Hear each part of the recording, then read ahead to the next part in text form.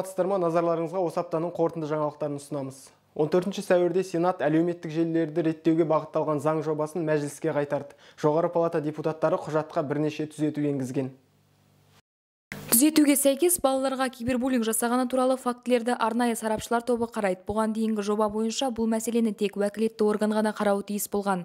Одан бөлек уәкілетті органға интернет-ресурс, әлеуметтік желілер мен мессенджерлердің жұмысын өз бетінше шектеу немесе тоқтату өкілетін беру туралы норма алынып тасталған.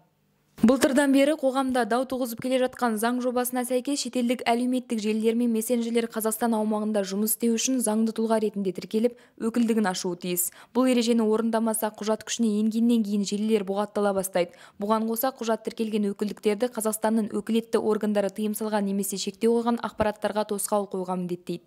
Сенат отырысында заң жобасының қоғамда дау туғызғаны, оған медиа қауымдастық қарсы болғаны айтылды. Бұған қоса, аталған құжатқа байланысты жергілікті және халықаралық ұйымдар тарапынан талап-тілектер түскені, сын ескертпелердің барлығы ескерілгені айтылды. Жоба сыншылары заңға енетін түзетулер цензураны күшейтіп, ақпарат алу еркіндігін шектейді деп санайды. Facebook, Instagram, Telegram, WhatsApp және өзге де танымал әлеуметтік желілердің еркін пайдалануына бөгет жасайды дейді. Қазақстан ұлттық қауіпсіздік комитетінің бұрынғы төрағасы Кәрім Мәсімовтің қамаудағы мерзімі 6 мамырға дейін ұзартылды. Бақ мәліметінше, ұлттық қауіпсіздік қызметі төрағасының бұрынғы орынбасарлары Ануар Садықұлов пен Дәулет Ерғожин 6-8 мамырға дейін қамауда отырады. Ел үкіметін 2 мәрте басқарған 56 жастағы Мәсімов мемлекетке сатқындық жасады деген айыппен қамауға алынған. Осы аптада Кәрім Мәсімовті қолдау мақсатында іске қосылған онлайн ресурста бұрынғы шенеуніктің денсаулығы нашарланғаны туралы жазылды. Арнайы қызмет мемлекетті сату, билікті күшпен басып алу, аса ірі көлемде пара алу айыптары бойынша 15 істі тергеп жатыр. Мәсімов пен оның бұрынғы 3 орынбасары да осы істер аясында күдікті атанған. Осы аптада президент Қасым-Жомарт Тоқаев өзінің баспасөз хатшысы қызметіне журналист Руслан Желдібайды тағайындады. Ол Тамара Дүйсенованы қайтадан еңбек министрі етіп, кеңесшісі Мағзұм Мырзағалиевті Қазмұнайгаз басшысы қызметіне ауыстырды. Бұған дейін Тоқаевтың баспасөз хатшысы болған Берік Уәли 29 наурызда қызметінен босатылып, хабар агенттігі акционерлік қоғам басқарма төрағасы болып тағайындалған еді. Содан бері Ақорда 2 апта баспасөз хатшысы жұмыс істеді.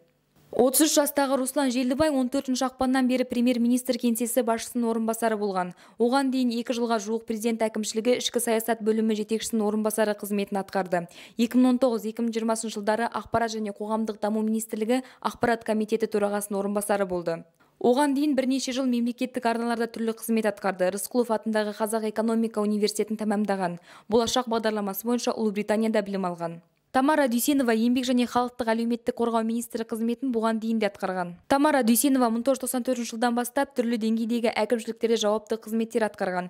2002 жылдан бастап араға уақыт салып, еңбек және халықты әлеуметтік қорғау министрлігінің вице-министрі, жауапты хатшысы, Оңтүстік Қазақстан облысы әкімінің орынбасары, денсаулық сақтау және әлеуметтік даму министрі болған.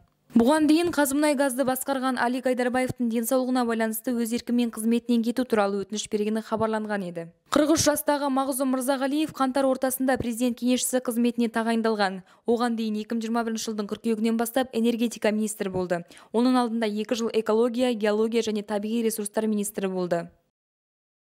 Украина жоғарғы радасы Ресей армиясы мен Ресейдің саяси және әскери басшылығының Украина халқына жасаған әрекетін геноцид деп танитын жарлық қабылдады. Құжатты 363 депутат қолдап дауыс берді. Ресей қарулы күштерінің әрекеті қылмыстық агрессия ғана емес, оның мақсаты Украина халқын жою деп жазылған жарлық түсіндірмесінде. Құжатта Рада депутаттарының үндеуі Біріккен ұлттар ұйымы, Еуропа кеңесінің парламенттік ассамблеясы, Европарламент, Еуропадағы қауіпсіздік және ынтымақтастық ұйымы және НАТО ұйымдарына, сонымен бірге мемлекеттердің үкіметтері мен парламенттеріне жолданатыны айтылған. Рада олардан Ресей әскерінің Украинадағы әрекетін Украина халқына жасалған геноцид деп тануын сұрайды. Бұған қоса Украина парламенті Z және V белгілеріне тыйым салу туралы жарлық қабылдады. Оларды киімге, әлеуметтік желіге, баққа, жарнамаға, қоғамдық орындарда жазуға болмайды. Ресейдің Москва ракеталық кемесі порттағы тұрағына келген сәтте суға батып кетті. Ресей қорғаныс министрлігі кеме теңіздегі дауылдан тепе-теңдікті сақтай алмады деп мәлімдеді. Ресей теңіз әскерінің флагманы саналатын Москва кемесі кеше 13 сәуірде өртенген еді. Ресей тарабы ракеталық крейсерді алдымен өрт шығып, қару-жарақ қоры жарылып, кеме қатты зақымданғанын айтқан. Ведомство экипаж толық эвакуацияланғанын хабарлаған, бірақ өрттің неден шыққанын айтпаған еді.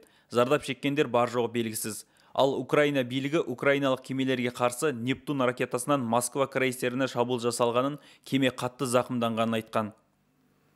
Москва крейсері 1976 жылы пайдалануға берілген. Ресей әскерінің Қара теңіздегі ең негізгі кемесі еді. Украина басылымдарының хабарлауынша Москва крейсері Одесса облысының Змейный аралына жасалған шабуылға қатысқан. Апта жаңалықтар осындай. Ақпараттардың толық нұсқасын қазақ-ньюс.kz сайтынан оқи аласыздар. Біздің әлеуметтік желідегі парақшаларымызға жазыла жүріңіздер. Келесі аптада кездескенше.